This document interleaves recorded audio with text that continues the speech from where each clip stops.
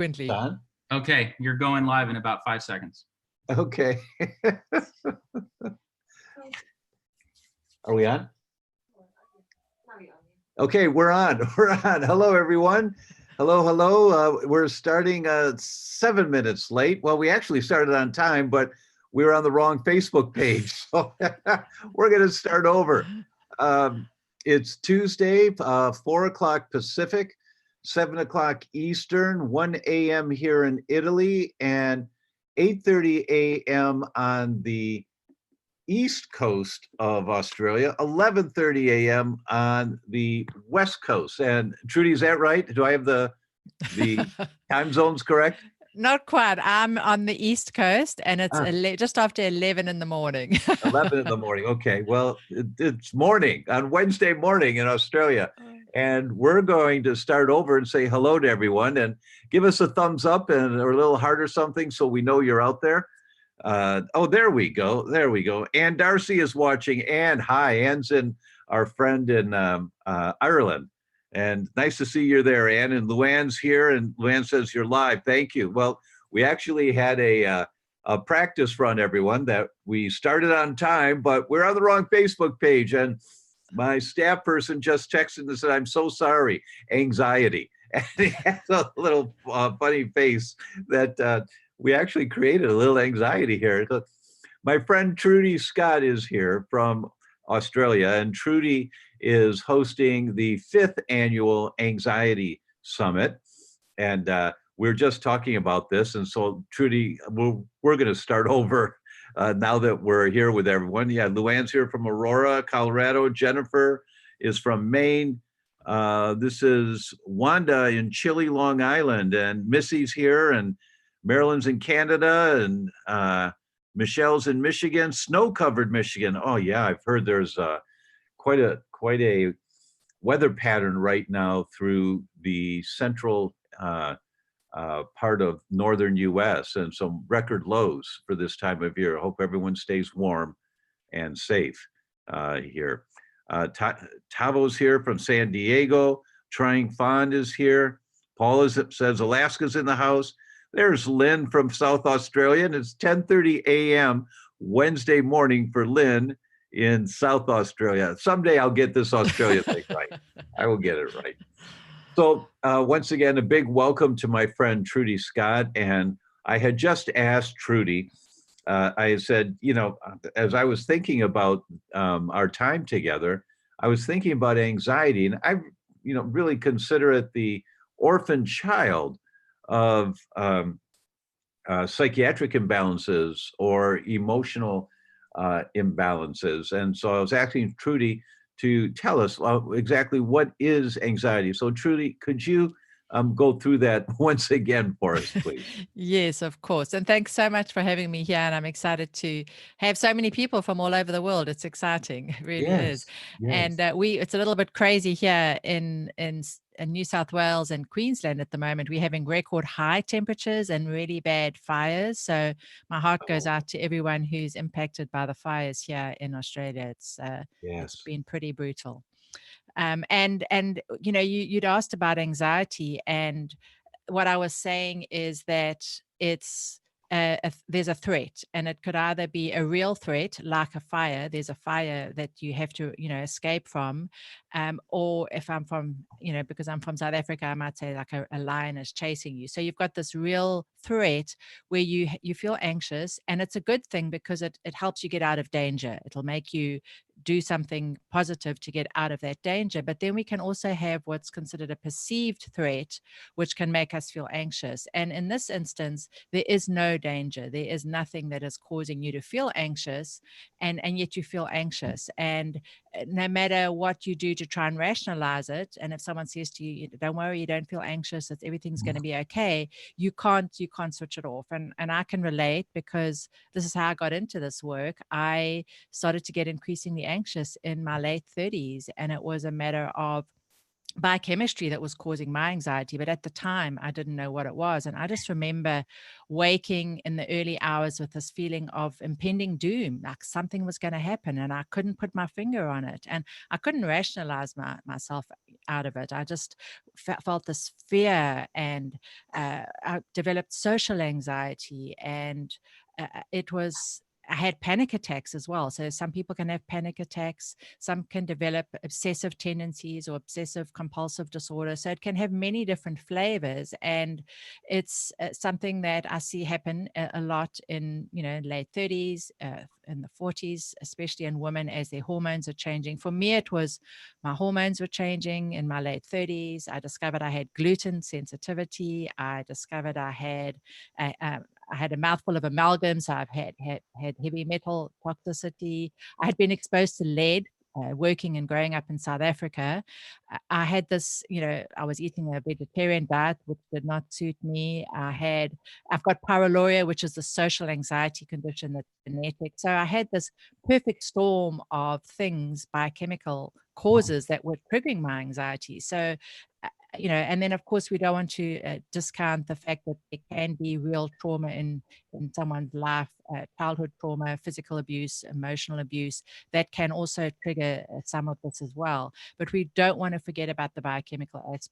And for me, another big factor was my gut health, SIBO, dysbiosis, candida, constipation growing up as a child. So I had all of these things. And the summit this year is focusing on gut health. The theme is Anxiety Summit 5, Gut Brain Axis. And I want to highlight the how the gut and how food sensitivities and how digestive issues can trigger anxiety. And that's what our focus is this year. Well, you've just done a mouthful there of what anxiety is and where it comes from. And for some people, I would think most people don't know this. I think our audience is a very educated audience, and they may, but when someone has anxiety, what Trudy was describing as some of the contributing factors that she had, what those things do is they cause a biochemical imbalance.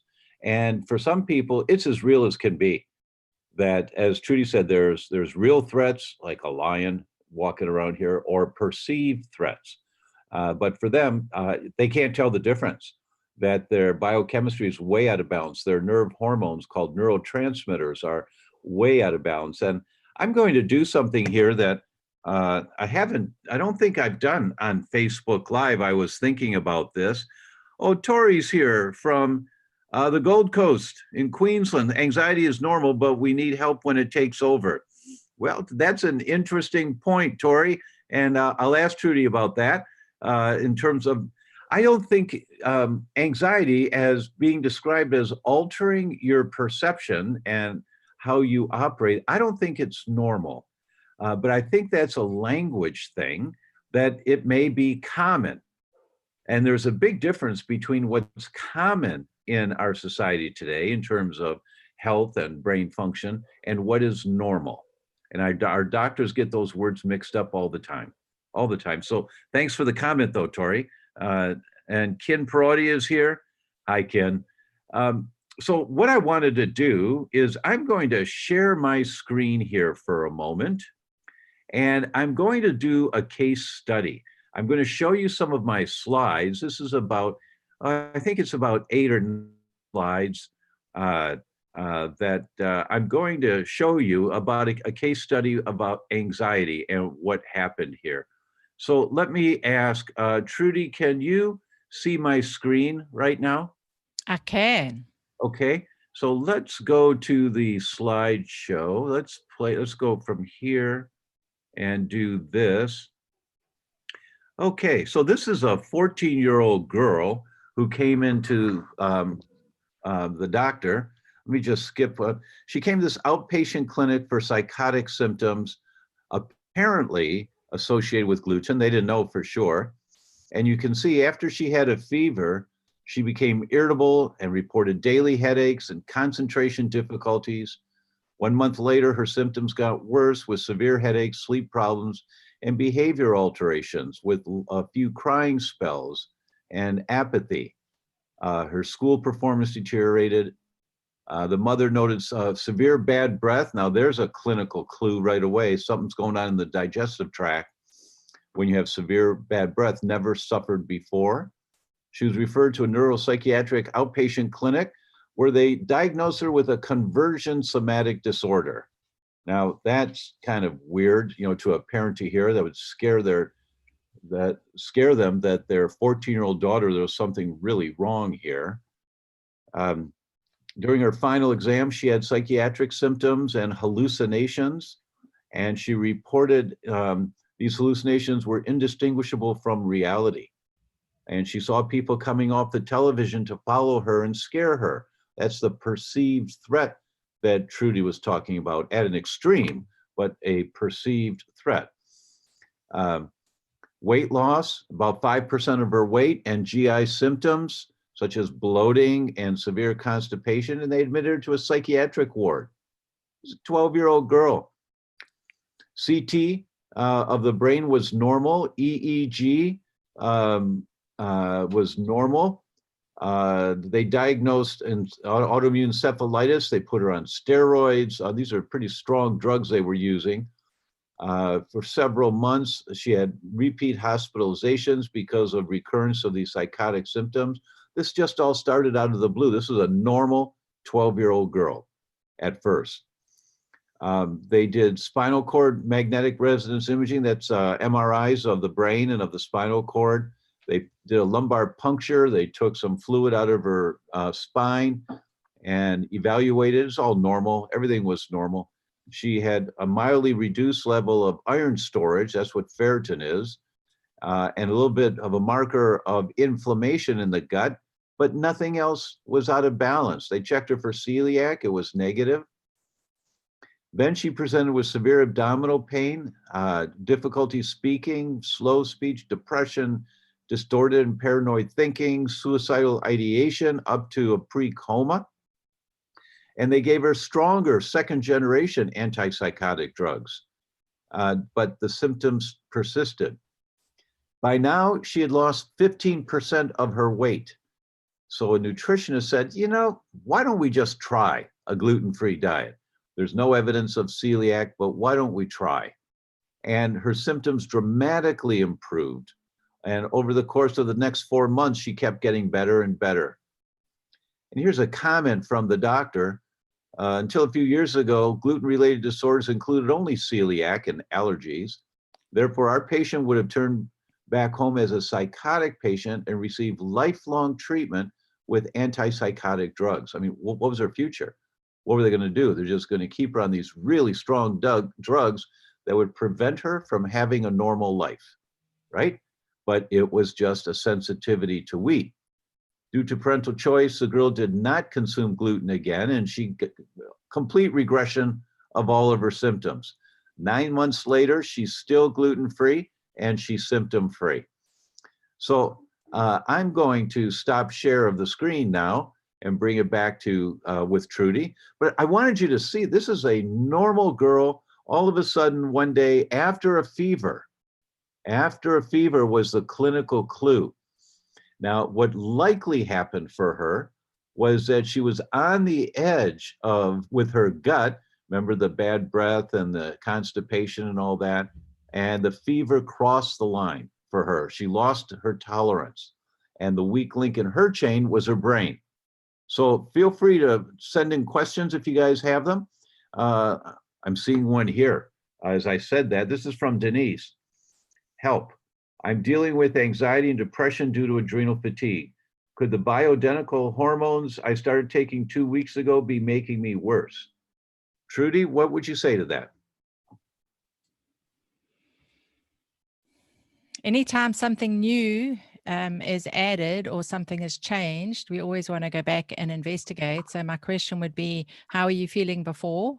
And then definitely go back and work with the doctor that you're working with and let them know, you know, how are you feeling now? Because if the anxiety has suddenly got bad as a result of something new that you've added, whether it's bioidentical hormones or a new nutrient or a change in diet, you always want to take a step back and investigate what, you know, if that could be the trigger, because you might get benefits, or it might actually make things worse.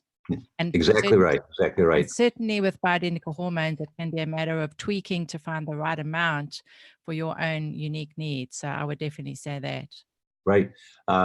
Good points. And if you had adrenal fatigue and exhaustion, taking hormones in the last 2 weeks didn't cause that, right? So lifestyle has set you up. So right now you are vulnerable to having something occur. And the hormones, one of the questions I would have, did you have a hormone deficiency?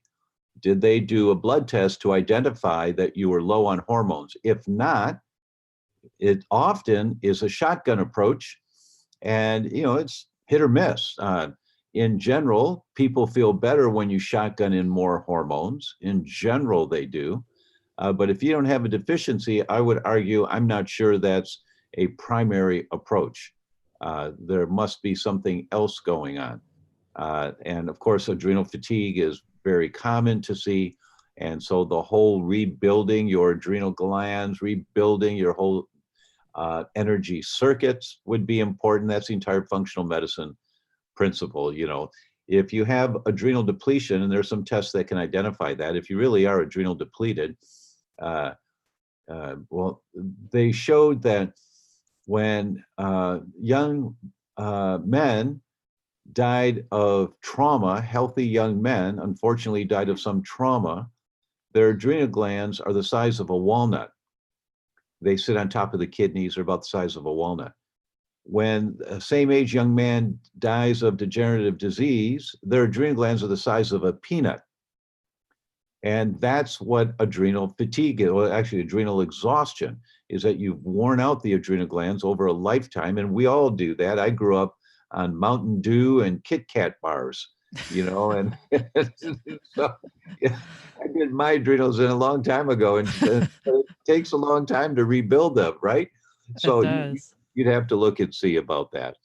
So Trudy, let's talk a little I want to about, just can I make some Sure. comments on that case study you shared? Because I think it was very enlightening and certainly very encouraging that such a huge turnaround was seen. And I love that a nutritionist found, decided let's have someone go gluten-free. Because it's certainly when I'm working with someone with anxiety, it's the first thing that we do is, the gluten has to go, and we want to figure out what the issue is. And, in some cases, testing may not show up anything. And we talked a lot about this in our wonderful interview on the Anxiety Summit. You talked about the Zoomer testing, which I'm pretty sure that kind of testing wasn't done. So maybe in a second, you can just share a little bit about the Zoomer testing and what we talked about. But I wanted to just highlight the fact that she was put on a benzodiazepine, which is commonly prescribed for anxiety, way too commonly prescribed. And it's meant to be prescribed short term, 2 weeks maximum for an acute situation. And folks are put on these benzodiazepines like Xanax and Ativan and Valium for months, years. I see people who've been on them 10 years, 20 years, and it becomes an issue because you build up tolerance. You need higher and higher doses. And then when you try and withdraw, you can have really, really difficult time tapering. And then they added another antipsychotic. And this I see commonly, if one's not working, then another one gets added. And then that causes side effects. And then another one's added. So to get to the root cause, I just think is so important. And that's what they did. They discovered that gluten issues were the root cause, which is amazing. And the other thing that we talked about in our interview, Dr. Tom, was this: how you can determine someone has an issue with gluten by the size of their forehead. And it would have been interesting to see a picture of her to see what the size of her forehead was. So maybe you can touch on that in a second. But I wanted to share another case study that I saw that talked about a young child, very similar situation, who had been diagnosed with psychosis. This was in Syria. And she was also put on medications. And what they discovered with her is that it was her gut, and she had a pinworm infestation. So she had this overgrowth of pinworm that was causing her psychosis. And once they addressed that, the psychosis went away. So it can be, and this, that there can be many different root causes for some of these psychiatric symptoms, whether it's psychosis, whether it's anxiety or depression or OCD. And it's a matter of figuring out what that root cause is and addressing it. But I thought it was the case study you shared was very enlightening for folks to understand that how powerful, food can be in terms of being, having these negative consequences for some people. Yes, you're absolutely right. And one of the things I liked about the article was that the doctor actually said in the article, this girl was destined for a life on these medications and in and out of neuropsychiatric centers. And that happens so frequently when we use a therapeutic approach dealing with symptoms and not looking at where the symptoms coming from. I mean, there's nothing wrong with taking medications if you need them. Absolutely. You need them to function, you take them, but you don't stay on them for years the way as Trudy was just describing. And that's the kicker here. And I thought that was a really good case of that. And that the doctor actually grabbed at the reader's heartstrings a little bit about what this girl's future was meant to be. And let's see, the 2 comments came in that caught my eye. First one was Denise responded, said, my hormones were low, but they were for the last few years too. And my cortisol levels are high. Okay, well, that if you had low hormones, then taking hormones can be of benefit, certainly.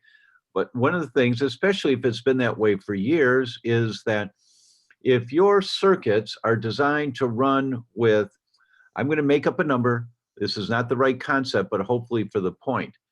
If your circuits, your estrogen circuits are designed to run with 100 units of estrogen in your bloodstream, and your hormones are low, so you're running with 42 units of estrogen in your bloodstream. Well, that means that the circuits, the receptors, the nerve fibers that are carrying all these messages from estrogen are operating at 42%. And well, wait, your body needs 100%. Yeah, but I've been this way for years. So my system's used to, it's kind of sluggish. It's operating at 42%. So now let's give 100% or 100 units of the estrogen that you're supposed to have. Your circuits can't handle that. Sometimes people can't handle the amount of hormones that they're given. Now, absolutely, there's a need for the hormone if you've done the test and your hormone levels are low. But you might have to start them with 10 units for a week, and then 20 units for a week, and build up to getting them up to 100 units. And once again, I'm just making up the numbers for people to understand the point, is that you have to tier and stair step dosing, especially with hormones. Whereas usually what doctors will do is they'll just give a script and here's your dose, come back in 6 months and let's see how you're doing. Trudy, have you had that experience before, or does this resonate for you in the field of anxiety and the prescriptions they use? Yes, I've definitely seen that, and I'll work with nurse practitioners and refer my clients out for using the bioidentical hormones. And I've certainly seen that for some people, they just need to start really slow and then see how they do. Yes. And yeah, definitely, we definitely need to do that. Now, the amino acids that I use are different because with the amino acids, and keep in mind that if you've got low progesterone levels, you may also have low GABA levels. GABA is an amino acid and neurotransmitter that stands for gamma-aminobutyric acid. And if you've got estrogen issues, you may also have serotonin issues. So what I do is I will use the amino acids as supplements to help address the low GABA type of anxiety, which is a physical tension kind of anxiety, and then to use tryptophan to help address the low serotonin type of anxiety, which is the mental anxiety, the ruminating thoughts. And what that does is it starts to have an impact on the hormone. So it can actually start to help with progesterone support. In the case of GABA, it can help with serotonin support in the case of tryptophan. And I'll often find that using the amino acids in conjunction with all the dietary changes that are important, we'll start to see that the hormones change. And I've often had my clients get on the amino acids, and within 3 cycles, they'll see that their hormones start to balance. And there's a number of studies that have actually shown this as well, that using these amino acids can have this direct impact on our hormones. So I like to start there, food changes, using the amino acids. And then if we're not getting all the results, then I'll refer my clients out to a nurse practitioner or some other kind of integrative health practitioner who can do the sex hormone testing and then prescribe the bioidentical hormones. Good, great for that. There's a couple of comments that have come in that are really interesting. First one is from Mia. She says, fluorescent lights bring on my anxiety when I go shopping. And I said, well, I was thinking, well, let's see. I get anxiety when Marcy goes shopping, and actually, that's not true. That's not true. I'm just you naughty. But Mia, in terms of fluorescent lights, absolutely that happens. And what that suggests is that some people have a sensitivity to sugar, whereas they ate too much sugar earlier in life or something, and or they may have a genetic vulnerability. And if they eat the amount of sugar that their friend eats, that can throw their blood sugar way out of balance, and they get a lot of symptoms without excess amounts of sugar. So the sugar regulating system has worn down a little bit. In your case, the optical regulating system for balance in your brain through your eyes probably has been stressed or strained. And so working those muscles, and not just the muscles, and the nerve circuits of vision and what your brain takes in through your eyes, what messaging can be of significant benefit for you. If you've ever seen the people walk around with colored glasses, there's a reason for that, the different lenses. Trudy and I both know our friend Dave Asprey, who walked around for years wearing yellow glasses, and he still does sometimes, because the lenses change the wavelength frequency of the color coming through the light in the eyes going back to the brain. So Mia, that's something you might want to look into, is the whole world of lenses, colored glasses, to filter some of the light that your body is registering. Luann said, let's see, Linda Pellegrini asked, can your thyroid be affected by gluten? Oh, absolutely. Absolutely, Linda. There may be hundreds of studies on this, and it's a first step. Trudy and I, our friend Isabella Wentz, it's one of the first things when talking about foods and thyroid function. One of the first ones is gluten, and then dairy, and then sugar, right? So it's very, very common to see. I've Luann, got something to add to that as well. Sure. We know that fluoride can be very harmful, and there was an animal study that showed that fluoride-induced hypothyroidism in this animal study was reversed by using GABA supplementation. So that we have these GABA receptors all over the body, and using GABA reversed all the markers that were indicating that there was an underactive thyroid, which Marvelous. I think is pretty amazing. Yes, that is. I look forward to some of the human studies on this, because fluoride is so much, we're so exposed to fluoride in our water, and if it's damaging the thyroid and there's something as simple as an amino acid that can have an effect, it's pretty exciting. Yeah, and of course, get the fluoride out of your water. Don't keep taking fluoride. Exactly. Right? Good point. Jennifer says, I've been watching the Anxiety Summit. Fascinating information. Thank you. Thank you. Off-topic question. My daughter's been sick and now has a bad earache. Can I put colloidal silver in her ear to treat? Yes, you can. It's very safe. Back in the day, when my kids were little, I didn't think about silver. Some of my friends were using silver. I was using biocidin, which you've heard us talk about here a few times on Facebook Live, and we just put it right in the air. And silver's the same way. You can just put a few drops in there, it should be fine. Actually, I saw a study once that breast milk, when mothers extract a little breast milk and put it in babies' ears, the infection's gone in a day, because of all of the immunoglobulins in breast milk that strengthen the immune system. So yes, you can do that. That should be fine.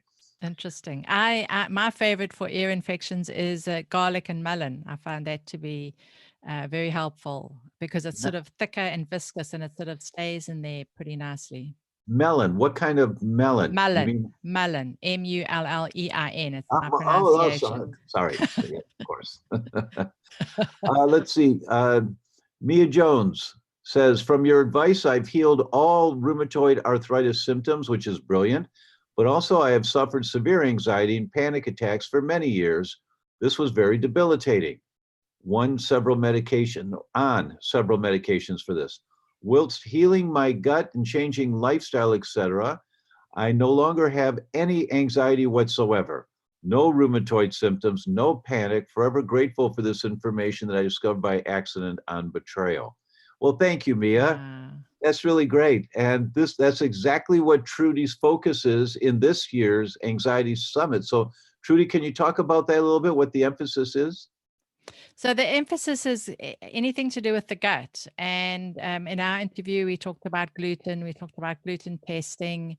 And we talk about in the vagus nerve, for example. I have a wonderful interview with Dr. Nawaz Habib, and we talk about vagus nerve activation and how important the vagus nerve is for digestion and for mental health, and how we can do things like gargle and sing and hum to improve our vagus nerve function. And one of the things that he shared, which I thought was just delightful, is that being sociable and socializing improves our vagus nerve. So there's so many things that we don't realize that can have an impact on our gut. It's not just the diet that we eat and things that we might be sensitive to. We talk about bile production, how important bile is for breaking down for estrogen balance. We talked, we had this person earlier talking about hormone imbalance, and we need good bile production and we need good bile quality to have good hormone balance. Bile is produced by the liver, stored in the gallbladder, and needed for fat digestion.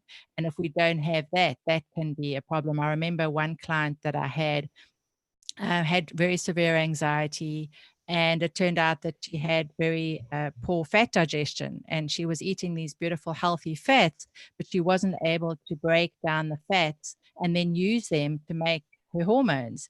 And once we improved her fat digestion and got her bile production improved, and a way to do that is to add something like bitters into the diet, her fat digestion improved and her hormone imbalances essentially went away. Now, it wasn't an overnight thing. It did take a little while. So again, in that instance, we would use the amino acids at short-term immediate results.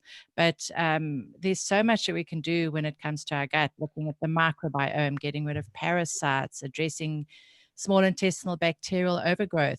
We actually had someone on the summit talking about mitochondrial dysfunction, and there's some new research showing there's this two-way connection between our mitochondria and anxiety. When our mitochondria are not functioning properly, we can be more anxious. So there's many different root causes that can trigger anxiety, and looking at those root causes can resolve some of the anxiety, which is pretty exciting.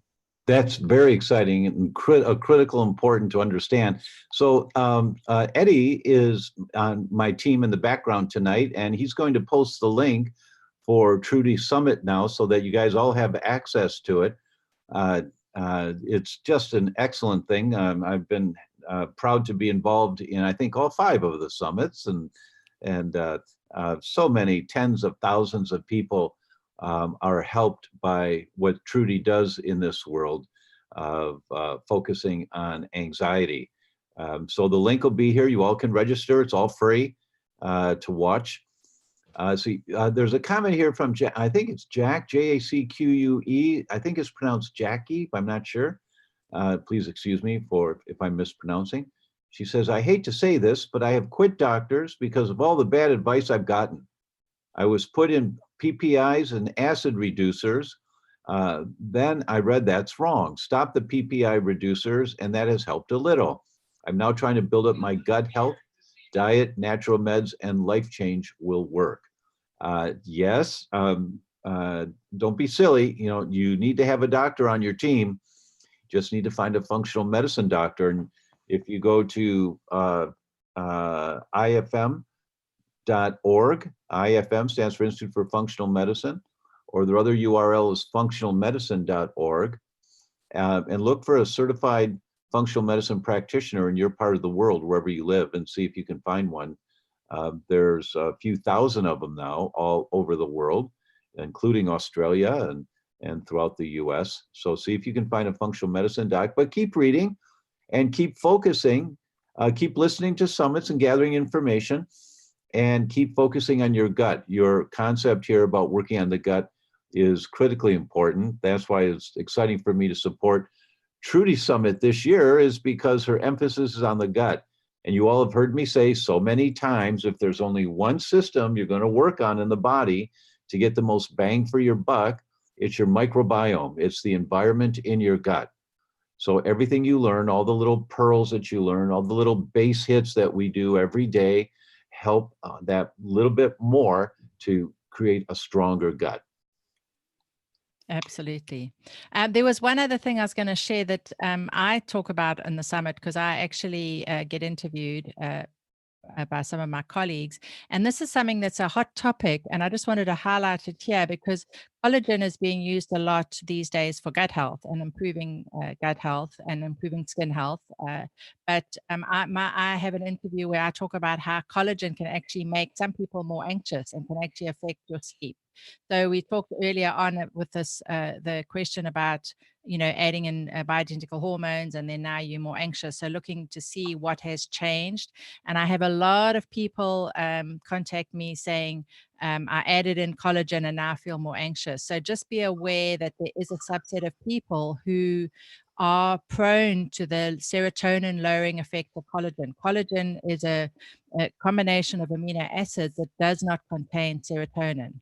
So what happens is that can actually deplete your serotonin levels. And there are some people who are more affected by this and can become more anxious, and it can affect your sleep. So if you've added in collagen and you are noticing that you're more anxious, definitely just be aware that you may be that person. Now, I'm not saying we can't consume collagen because it has so many amazing benefits, but if you are that, you want to assess whether it is the fact that it's lowering your serotonin, and then assess whether you've got other low serotonin symptoms, which would be the ruminating thoughts, the worry, the anxiety, the afternoon, evening cravings, PMS, gut issues, irritability, anger. Those are all signs that you may have low serotonin. And then using an amino acid to counteract the fact that the collagen is lowering your serotonin. And Dr. Tom, I've actually seen some companies that are now adding in tryptophan into their collagen products, which is a good thing and a bad thing. The good thing is that it's going to help those that are having their serotonin lowered, but it's not a good thing for people who may be on an antidepressant medication or may not need that additional support. So I think it comes back to biochemical individuality and figuring out if colon is causing an issue for you and if it's doing something about it. Really good points. Really, really good points on that. Yes, thank you so much. Jackie says, I'm watching all the gut solution you were on. I got to watch all the episodes. Wonderful. Glad to hear that. Thank you so much. Rebecca asks, is it true that there's a gut-brain link? And the answer is absolutely yes, Rebecca. My book is You Can Fix Your Brain. They came out last year, and absolutely. We used to call the gut the second brain. I now call it the first brain. Because for every one message from the brain going down to the gut, there are 9 messages from the gut going up to the brain. That the bacteria in your gut, the microbiome environment of your gut, actually determines the level of most of your neurotransmitters, your brain hormones, what levels you have. That's determined by the microbiome of your gut. So yes, it's critically important that you have a healthy gut when you're dealing with anxiety. Christiana, And that's and I'd like to add to that. That's the one of the central themes of the summit, because what goes on in your gut affects your brain. And you'll see the little logo. You've got a little arrow there. There's two-way connection between the brain and the gut. So you just summed it up beautifully. And that's what we're talking about, because what goes on in the gut can have an effect on the brain, and that's what we're trying to highlight there. So I love it. Thank you. Christiana asks, my son had damage from milk products and now he has colitis-like issues. He bleeds if he eats dairy. He's very anxious because of it. What kind of doctor will help to heal his gut? A functional medicine doctor, someone that understands the big picture of how do you rebuild a healthy microbiome. Critically important for your son, Christiana. Critically important that he has a microbiome right now that gets fueled by dairy intake. And this microbiome is apparently feeding on the walls of the intestines. There's something called hemolytic E. coli that's often found in the gut, and it feeds on blood cells. That's what it lives on. So when it repopulates and repopulates, you can have bleeding. So you have to rebuild a healthy microbiome, and basic principles for that are in the book. You can fix your brain. I spent a lot of time on that, but I'm sure it's dealt with in detail in Trudy's Summit. Trudy, is that correct, that rebuilding a healthy microbiome is a theme in the summit? Absolutely. Yeah, we talk about fermented food, we talk about prebiotics, we talk about short-chain fatty acids, we talk about it all. Marvelous, marvelous, marvelous. Great. Karen Jordan says, Katrina, this guy is amazing when it comes to gluten. He knows more than any other doctor I've listened to. Well, thank you, Karen. His other stuff on gluten particularly might be interesting for you and your dad to listen to. Thanks again. It's very kind of you. Let's see. Christina says, forgot to mention my son has autism. Critically important that you have a healthy gut when you're dealing with autism. Critically important. Mia and says, we do have Julie Matthews. Her interview is actually airing today, and she's talking about the microbiome and autism. So that would be a definite interview to go and listen to if you've got an opportunity to listen today. Julie Matthews today on the Anxiety Summit. Good. And Trudy, if they register today, when did the summit start? The summit started Monday. Okay. So if they register today, they'll get access to today's interviews. And then the summit airs until the 17th. And then the following weekend, we have a replay of all the interviews. So if you miss anything, be sure to catch them on the replay. Marvelous. And your interview is tomorrow. We just want to let people know that your interviews, you've got 2 interviews. We talk extensively in the first interview about some of the new research related to gluten issues. And then in the second interview, we talk a lot about testing and how to figure out if gluten issues may be a factor for you. Great interviews. And I second what that person said, that you're the best person on gluten. So thank you for being part of the summit. Thanks so much. That's really kind. Thank you. It's really a pleasure to do this work. You know, somebody asked me yesterday, I think it was, you plan on retiring soon? And I said, well, I don't really think that I'm working, you know, that I retire from. It's just fun, you know, and it's fulfilling to do this. Absolutely. Let's see. So the link is there, everyone, for the Anxiety Summit. Do register for it. Jack says, thanks, Dr. Tom. I found 2 doctors close by. We'll call in the morning and hopefully can get better help. Great. So Jackie found a couple of functional medicine doctors by going to those websites. Great. Rebecca says, thank you both. Kai Chelsea says, Dr. Tom, I healed my Hashimoto's by eating AIP. That's autoimmune protocol. Her thyroid antibodies went from 146 to 23 in less than 9 months. Congratulations, way to go. So they came down to normal range from being too high. Only slightly elevated TSH, but normal panel and no symptoms. Thank you with all my heart. Oh, way to go, Kai. That's really great. Thank you. Lori Parker says, what was the name of the summit? And it's the Anxiety Summit, Lori. And The link is right there on the page for you. You can click on it and go over and register after we're done. Or if you want to go now and come back. Well, whatever works for you guys. Let's see. I think that's most. Deborah asks, how long does it take to get gluten out of your system? The proteins themselves are gone within, depending on your bowel activity, somewhere between 2, 3, 4 days. But the immune reaction that gets activated goes on for months. From a single exposure, you can have elevated antibodies for 2 to 3 months. From one exposure, an eighth the size of your thumbnail. That's all it takes. And if your immune system gets activated to protect you, you make the antibodies. Now, when you make the antibodies to wheat, that's not a big deal. You can't feel that. But depending on your genetic vulnerability, you then make antibodies to your thyroid or to your brain. And you get inflammation in the brain, which may be the source of your anxiety, or to your joints, or to your skin, or to your hair. It just depends on where your genetic weakness is. And those antibodies stay around for 2 to 4 months from a single exposure. The antibodies to wheat can trigger antibodies to your own tissue. That's an autoimmune mechanism. That's all in my book, The Autoimmune Fix, how that happens. And we all need to learn some of the basics of these mechanisms, not for an academic point of view, but to really help your family get well. You have to understand some of these basic principles. Let's see. Gwendolyn says, I was diagnosed with Still's disease, which is juvenile rheumatoid arthritis, when I was 2 years old, 51 years ago. I've had a lifetime of surgeries and medications, including lots of antibiotics.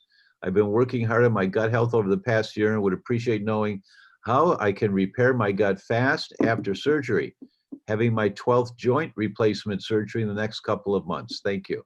Well, Gwendolyn, you need a functional medicine practitioner that can evaluate where you're currently at and get you to where you want to go, right? But there are some basic principles that you can do on healing the gut. I have the whole protocol. There's a whole chapter in my book, You Can Fix Your Brain, on how to heal your gut. And Trudy has a number of guests in the summit that talk about different aspects of healing the gut. Trudy, you want to address that one? Yeah, certainly using something like herbal teas that are calming, it would be great. Magdalena Shalaki talks about, herbal teas like chamomile and sage and licorice, things that are calming and would help improve digestion and start to heal the gut. We talk about fasting. That might be of benefit. Some people do really well with intermittent fasting. Prebiotics, probiotics, using a castor oil pack might help reduce some of that inflammation in the gut as well. So yeah, definitely. And then, of course, our interview where we talk about gluten, certainly anyone who has rheumatoid arthritis definitely needs to be on a gluten-free diet, but not just, as you know, Dr. Tom, going gluten-free, but starting to address those nutritional deficiencies that may have been caused by the fact that gluten is an issue. And this could be low zinc, it can be iron. You talked about ferritin being low in that case study earlier on. So it's not just a matter of removing the gluten and healing the gut. Both of those are crucial, but also addressing the nutritional deficiencies. And certainly with rheumatoid arthritis, the omega-3s are very crucial. And then actually, I remember when I first started out as a nutritionist, I actually had a focus on rheumatoid arthritis and presented at a conference in South Africa to occupational therapists. And they had no idea that there was a dietary connection to rheumatoid arthritis. So the fact that you've been through a lot of surgeries and you were diagnosed as a child and have not had resolution, is, you know, in the mainstream medical community, there's often not this connection, this, you know, recognition that there is a dietary component to it. But certainly some of the research that I found is that really, really high levels of omega-3s can be very helpful.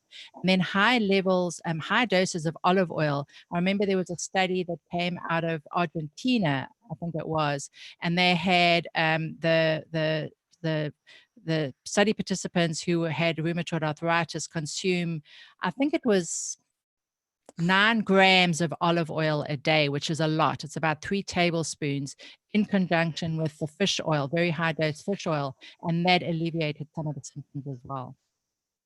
Yes, yes. There are so many things you can do. And, you know, a basic premise that I have whenever possible is test, don't guess.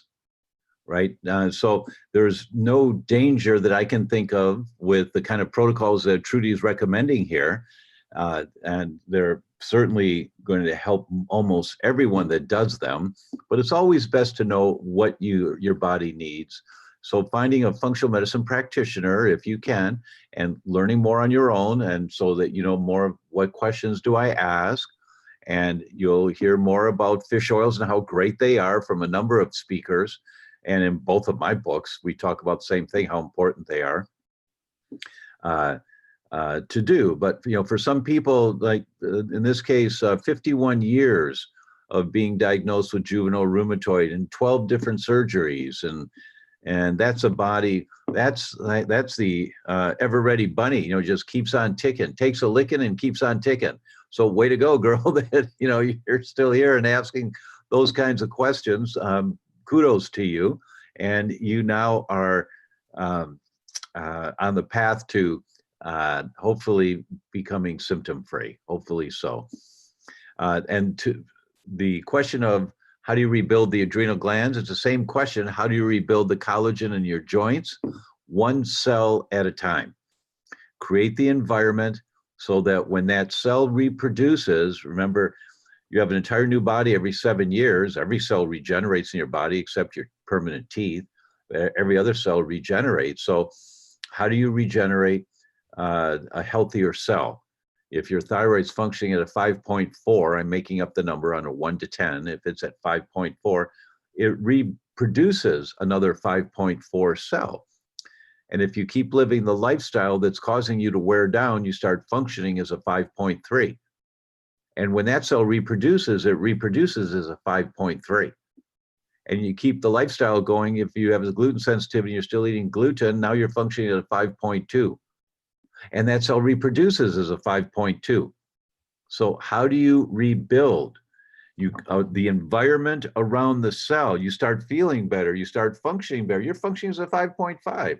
That cell reproduces as a 5.5. And you're functioning better, and you function at 5.6. That cell reproduces as a 5.6. And that's the process of getting younger.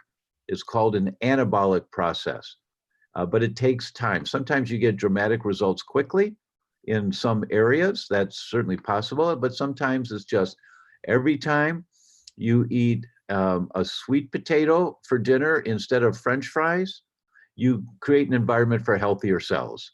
Right? It's all the little decisions you make that make a big difference. Trudy, Carol asked the question, does the summit address EMFs and anxiety? We do mention it briefly as one possible factor, but I'm actually planning season 6 of the Anxiety Summit next May, and EMFs are going to be a whole topic on that summit. So, but it does come up in a number of in the summit. It's something to consider, but it's not the focus. The focus of this summit is the gut and the gut-brain connection. But it's definitely something that we want to be aware of. We don't want to wait till May to do something about it. EMFs, we know, can lower zinc levels. It can lower serotonin levels. It can have far-reaching impacts on our health. So reducing the EMF exposure. Certainly, I've made my whole household wired. So I do not have Wi-Fi in the home at all. It's had a huge impact on my health, and it's something that I recommend for my clients. If you're in a car, do not use a cell phone all that is pinging off on all the inside of the car, and keeping your cell phone use to a minimum, and your mobile devices to a minimum, and going wired. You can actually get cables to wire your cell phone and to wire your iPad. So, and then getting as much grounding as you can. So get outside and put your bare feet on the earth to mitigate some of those effects from EMF exposure. And for anyone who doesn't know what that is, electromagnetic frequency, and it's certainly a very big issue. So thanks for asking that question. Yes, it is. Ang says, I'm so sorry it buffered. I didn't hear where you said to find a functional medicine doctor. So that's at functionalmedicine.org, or IFM, stands for Institute for Functional Medicine.org. Jennifer says, what are your thoughts on eating gluten before antibody testing? My teenage son has increasing GI issues and anxiety. Pediatrician suspects celiac, and we started gluten-free. GI requests he go back on gluten before testing. Absolutely not necessary. It's called a gluten challenge, and it is not necessary if you have the right tests. And the test that does not require that gluten challenge beforehand, because that can damage people. Some people are damaged permanently from a gluten challenge when they've been gluten-free. The test is called the Wheat Zoomer. You zoom in on the problem, and Trudy and I talked about it on the Anxiety Summit, and it's on the website, on my website. You can see the information there, download the information, take it to your doctor and say, please order this test. And they won't know about the test. And so they may be apprehensive, or they may not be able to if they're associated with a hospital. And there's a big protocol that has to be done before any new tests are offered in a hospital setting. Then order the test from my website. It's fine. We'll set you up with it, Jennifer. So that's the test to do. And what do you do for your son? Rebuild the microbiome. Learn everything you can about rebuilding the microbiome. He's got GI issues and anxiety. Absolutely, rebuild the microbiome. The chapter in my book and the people that are interviewed in Trudy's Summit that's airing now, and the links here for that, you'll get a bunch of information on rebuilding the microbiome. Lots of happy, smiley pictures coming up on the screen. Thank you all so much for those. Those are great. They're really great. Christina says, when you are working with a teen who is gluten-free and eats fairly healthy diet but suffers from anxiety and PMS, what would you look at next? Same thing as for Jennifer, and that is rebuild the microbiome.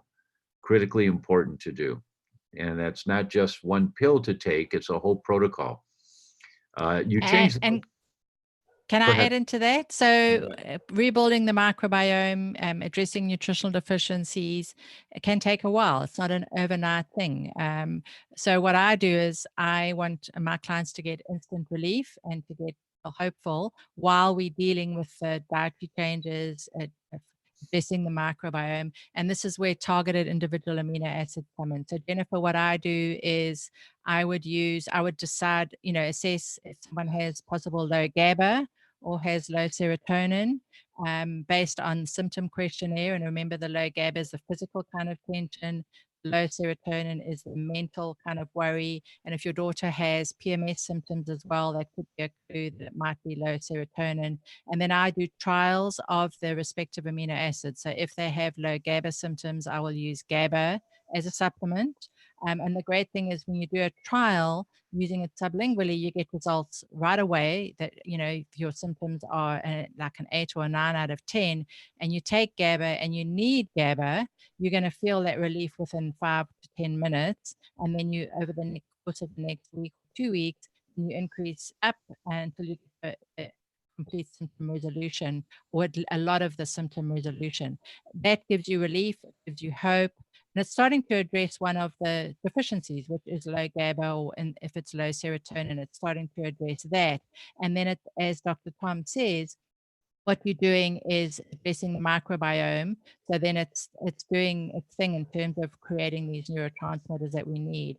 But in order to get instant relief, I use the amino acids, and I've got a whole talk on the summit talking about GABA and tryptophan and low GABA and low serotonin, and how the balancing those neurotransmitters have an impact on the gut as well. For example, there's a new study that came out just this year, 2019, talking about 5-HTP, the time-release 5-HTP, and that improved gut motility. So we need to have good gut motility, and that can help prevent SIBO, or it can help us recover from SIBO. So using some of these amino acids are addressing the anxiety that we have right now, but it's also starting to improve digestive issues. Another one is GABA. There's some research showing that with visceral pain, when someone has IBS with SIBO, and they've got that bloating and they've terrible pain because of the bloating pushing against the gut, GABA can actually help alleviate some of that pain as well. So it's pretty interesting how these individual amino acid supplements can help ease the anxiety and also start to help gut health as well. Thank you for that. Thank you. Mia says, thank you for the response. I now know firsthand that gut health diet is paramount for every aspect of health. It does not need to be complicated. I've regained all my health, mental and physical, from valuable information on the internet. I'm 56 years old and have never felt so good. Dr. Tom O'Brien, Dr. Mark Hyman, Michael Greger, etc., have all the information needed to heal the body and thrive. Thank you for that, with a big green heart. So thank you so much, Mia. That's really nice that you say that. And it's 2:07 now here in Italy. And so it's time to wrap this one up. We've been at it for an hour. Trudy, thank you so much. And for everyone out there, register for Trudy's event. The link's right there. It's all free. And help us here. Listen, you guys heard me last week, and my request that you let your friends know, send them to link. First, like this Facebook thing, the Facebook Live we do, because when you like it, Facebook sees it, says, oh, maybe we should support these guys a little more. And so every time you share the link with someone, it's noticed, right? It gives us a little more reach. So please take 15 seconds and share this link, send it to your friends who are dealing with anxiety, so they then can register for Trudy's event. So, you know, if we all pay it forward just a little bit, we can make a difference in this world and help to make it a better place for our children and our grandchildren. And so with that, I'd say, Trudy, thanks so very much for being here with us today. It's really great to share this with you. Well, thanks, Dr. Tom. It's a pleasure to have you on the summit, and I appreciate having this opportunity to come and talk to your community. And the questions have been great. And as always, you've been amazing. So thanks, Dr. Tom. Thanks so much. All right, everyone. See you next week. Have a good week.